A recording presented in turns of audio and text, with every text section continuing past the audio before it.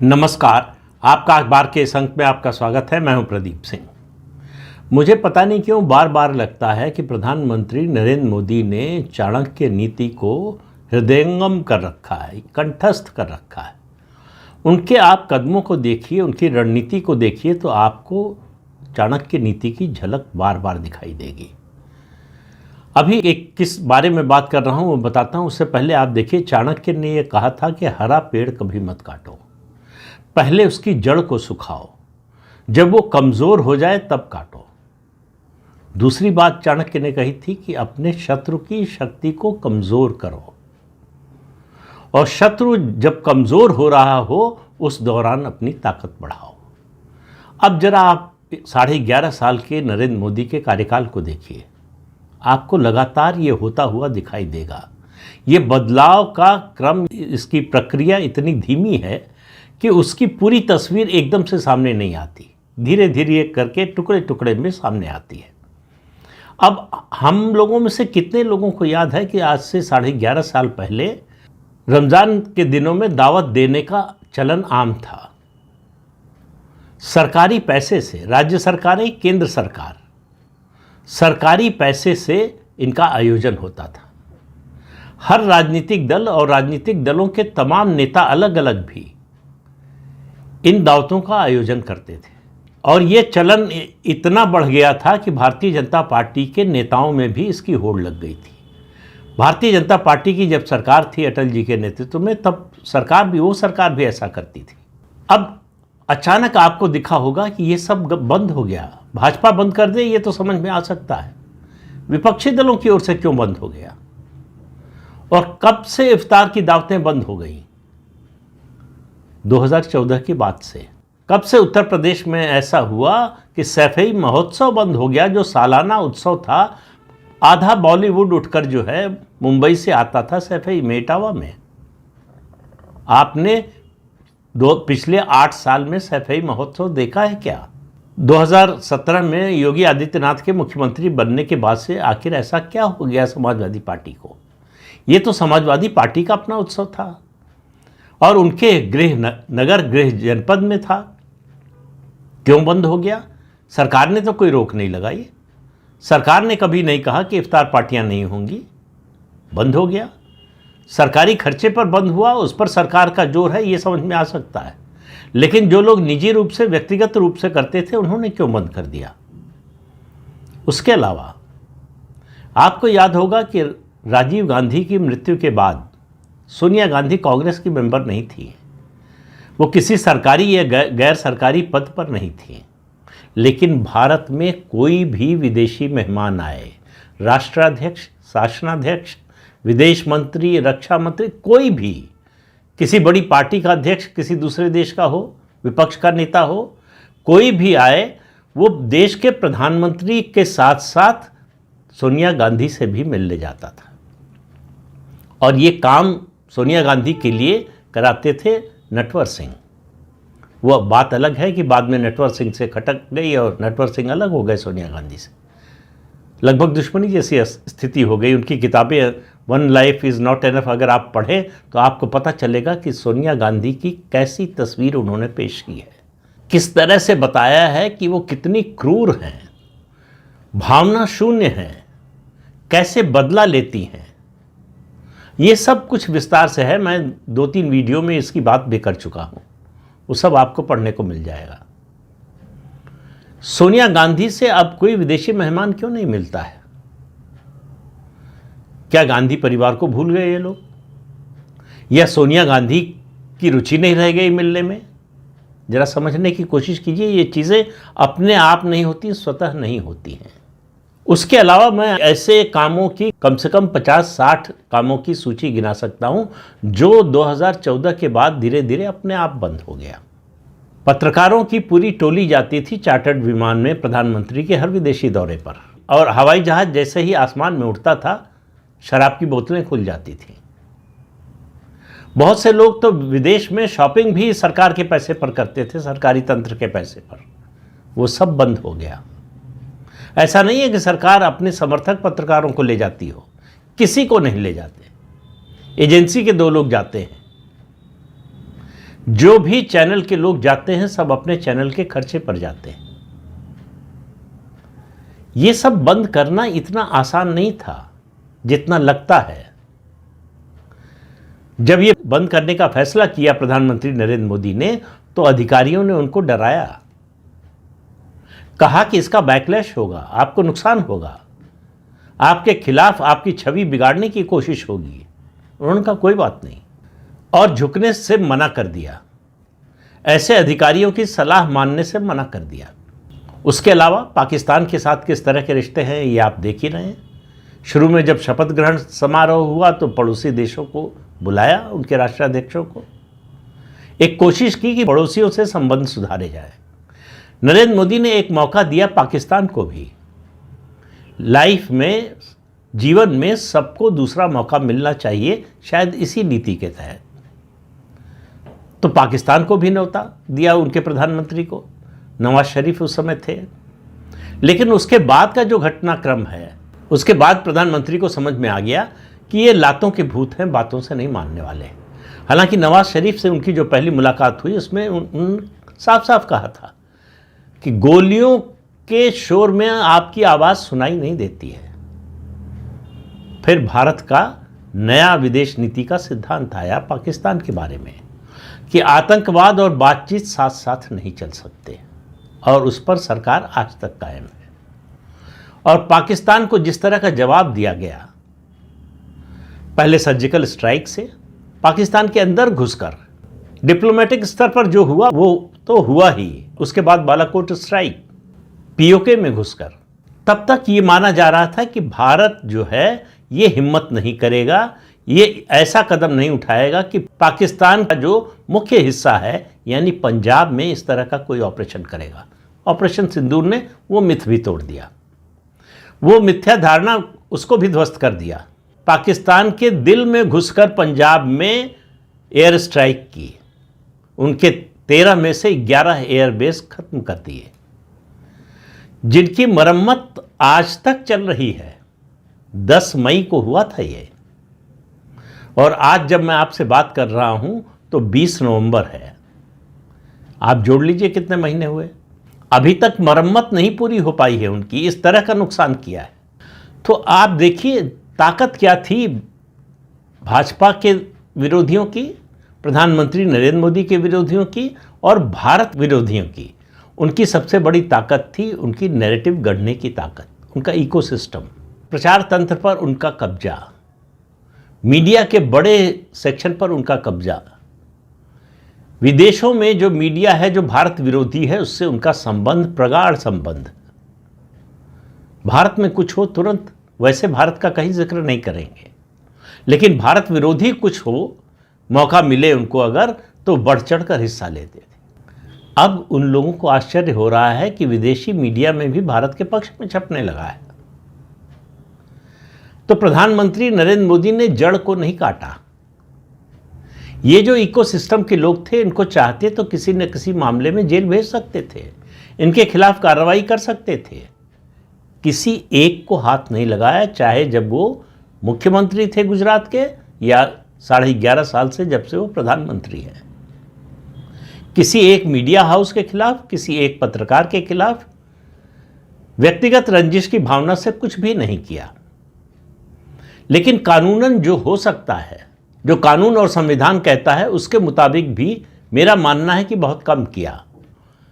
जितना किया जाना चाहिए था उतना नहीं किया, लेकिन जो किया उसका असर दिखाई देना शुरू हो गया है। आपने देखा होगा कि जब नरेंद्र मोदी प्रधानमंत्री बने थे तो अक्सर कुछ प्रबुद्ध लोग, जो अपने को प्रबुद्ध कहते हैं, वास्तव में भारत विरोधी जो थे, उनमें कुछ न्यायाधीश, कुछ इंटेलेक्चुअल्स, कुछ IAS IPS अधिकारी और कुछ अलग अलग क्षेत्रों के विशेषज्ञ, ये लोग प्रधानमंत्री नरेंद्र मोदी के खिलाफ संयुक्त रूप से बयान देते थे, उनकी सरकार के खिलाफ बयान देते थे। इधर से चुप्पी रहती थी, कोई जवाब नहीं आता था। उधर की ताकत का आलम यह था कि आधी रात को सुप्रीम कोर्ट के दरवाजे खुल जाते थे आतंकवादी की फांसी रुकवाने के लिए, वो फांसी जिसकी सजा जो है सुप्रीम कोर्ट ने ही सुनाई है और जिसको माफी देने से राष्ट्रपति ने मना कर दिया है। और सुनवाई होती थी। फैसला क्या होता था वो बात की बात है, लेकिन उनकी पहुंच थी। उस इकोसिस्टम के लोगों को गिरफ्तारी से बचाने के लिए सुप्रीम कोर्ट के दरवाजे 24 घंटे खुले रहते थे। धीरे धीरे मौसम बदला। मौसम भी धीरे धीरे ही बदलता है। अचानक बदलता है तो तूफान आता है। अभी तूफान नहीं आया है, मौसम में बदलाव ही हो रहा है। पिछले कुछ सालों से मैं देख रहा हूँ, 2-3 सालों से, शायद उससे ज़्यादा नहीं। और आज का जो वीडियो बना रहा हूँ उसका संदर्भ वही है। 272 प्रबुद्ध लोगों ने, जिनमें पूर्व न्यायाधीश हैं, पूर्व राजदूत हैं, पूर्व IAS IPS अधिकारी हैं, विभिन्न क्षेत्रों के विशेषज्ञ हैं, इन सब लोगों ने संयुक्त रूप से एक बयान जारी किया है। और बयान जारी करके राहुल गांधी पर सीधा हमला बोला है। कहा कि चुनाव आयोग एक संवैधानिक संस्था है। संवैधानिक संस्था पर बिना सबूतों के आरोप लगाना यह जनतंत्र को कमजोर करना है। चाणक्य ने यह भी कहा था, जो दुश्मन है उसके वारिस को कमजोर करो। तो हालांकि इस मामले में शायद चाणक्य ने इतना सोचा ही नहीं होगा कि ऐसा भी कोई जो है वारिस हो सकता है जो अपने आप को ही कमजोर करता रहता हो। राहुल गांधी उसी श्रेणी में आते हैं। उनको कमजोर करने की जरूरत नहीं है। बस इतना है चाणक्य की दूसरी नीति कि जब दुश्मन अपना नुकसान कर रहा हो तो उसे बिल्कुल डिस्टर्ब मत करो।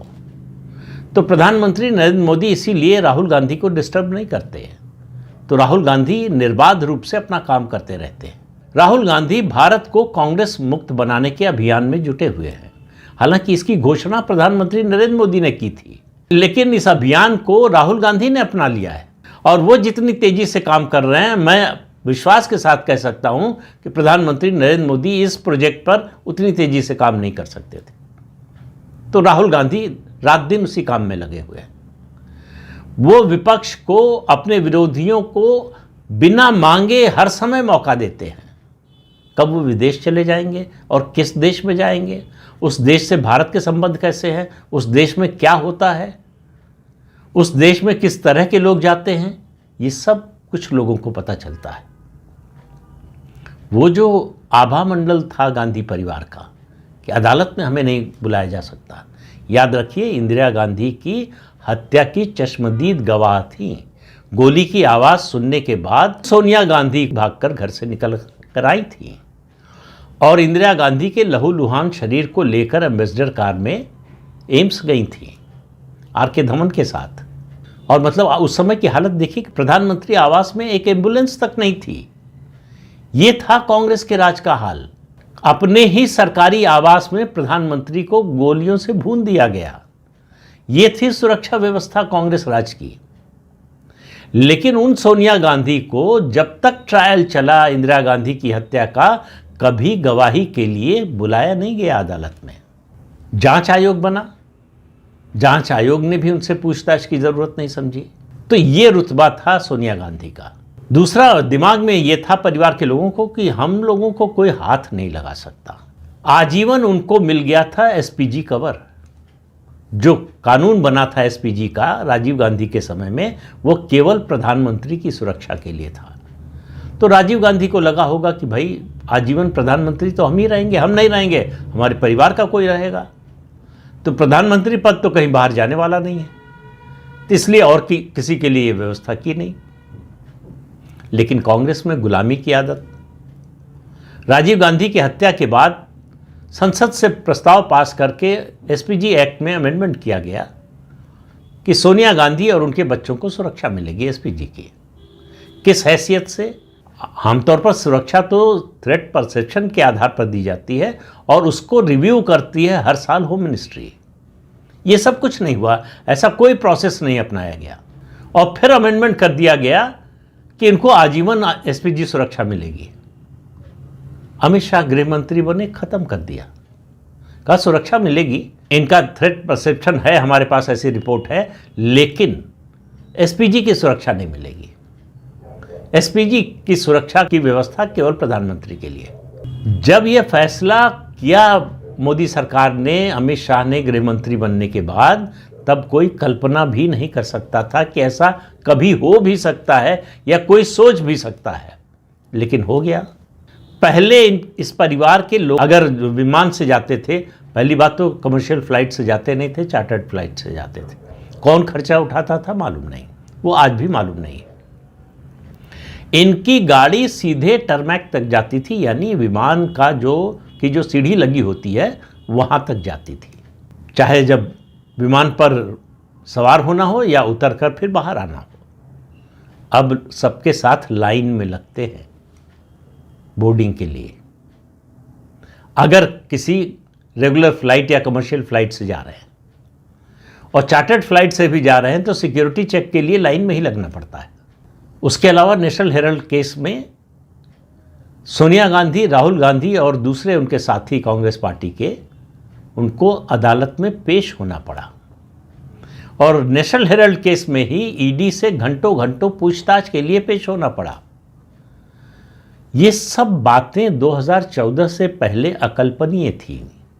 राहुल गांधी को अमेरिका में किस तरह से एयरपोर्ट पर जब वो पकड़े गए थे तो किस तरह से प्रधानमंत्री अटल बिहारी वाजपेयी की सरकार ने और ख़ास तौर से ब्रजेश मिश्रा ने बचाया था, ये कहानी अब आम हो चुकी है। डॉक्टर सुब्रमण्यम स्वामी इसका पूरा डिटेल कई बार वीडियो में बता चुके हैं। वो सब कुछ बंद हो चुका है। अब उस तरह का कोई वीआईपी ट्रीटमेंट नहीं मिलता। तो इन 272 लोगों ने एक संयुक्त बयान में कहा है कि बिना किसी प्रमाण के चुनाव आयोग जैसी संवैधानिक संस्था पर आरोप लगाना ये जनतंत्र पर प्रहार है। जनतंत्र विश्वास से चलता है। चुनाव आयोग पर इस तरह का हमला करके आप उस भरोसे को तोड़ने की कोशिश कर रहे हैं। और कहा कि ये नुकसान केवल चुनाव आयोग का नहीं होगा, पूरे देश का होगा, जनतंत्र का होगा अगर ऐसा होता है। और एक तरह से राहुल गांधी को चेतावनी दी कि वो इस हरकत से बाज आए। उनके पास कोई प्रमाण है तो पेश करें। लेकिन राहुल गांधी, वो कहते हैं ना कि रस्सी जल गई बल नहीं गए, अब भी उनकी गर्दन की ऐंठन बची हुई है कि हमको प्रमाण देने की ज़रूरत क्या है, हमने बोल दिया वही प्रमाण है।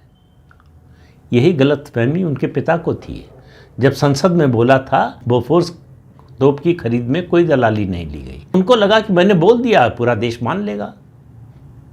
ये नेहरू के समय से चल रहा है। मैंने एक बार क्या 2 बार पहले भी बताया है कि गोविंद वल्लभ पंत जब गृह मंत्री थे तब उन्होंने कहा था, और किस मामले में कहा था, जीप घोटाले के मामले पर, जब उसकी जांच की रिपोर्ट आई थी और चुनाव होने वाले थे। ये नवंबर-दिसंबर 1956 की बात है। 57 में लोकसभा चुनाव होने वाले थे। उन्होंने कहा था कि रिपोर्ट आ गई है, उसमें माना है जांच कमेटी ने कि इसमें गड़बड़ी हुई है, घोटाला हुआ है, और कहा है कि इसकी विस्तृत जांच होनी चाहिए। हमने रिपोर्ट को रिजेक्ट कर दिया है, जांच आगे नहीं कराएंगे। विपक्ष चाहे तो इसको मुद्दा बना सकता है चुनाव में। बाद में लोगों ने पूछा कि ये क्यों बोला आपने, तो उन्होंने कहा ये देश वही बात मानता है जो नेहरू बोलते हैं। तो ये गुरूर जो है, ये घमंड, ये अहंकार वहाँ से चला आ रहा है, उस पीढ़ी से चला आ रहा है कि हमारे परिवार का सदस्य जो बोलता है भारत देश उसी को मानता है। उनको पता नहीं चला कि कब उनके पैर के नीचे से ज़मीन खिसक गई, कब मौसम बदल गया। मौसम तो बहुत तेज़ी से बदल रहा है, बस तूफान आने की देर है। जब ये बदलाव की प्रक्रिया एकदम बहुत तेज़ हो जाएगी तब तूफान आएगा। तब तूफान में आपको दिखेगा ये बड़े बड़े पेड़ ढहते हुए दिखेंगे। तो इस अंक में इतना ही। अगले अंक में फिर मिलेंगे किसी नए मुद्दे के साथ। तब तक के लिए अनुमति दीजिए। आपसे अनुरोध है कि चैनल देखिए, शेयर कीजिए, लाइक कीजिए और सब्सक्राइब जरूर कीजिए। नमस्कार।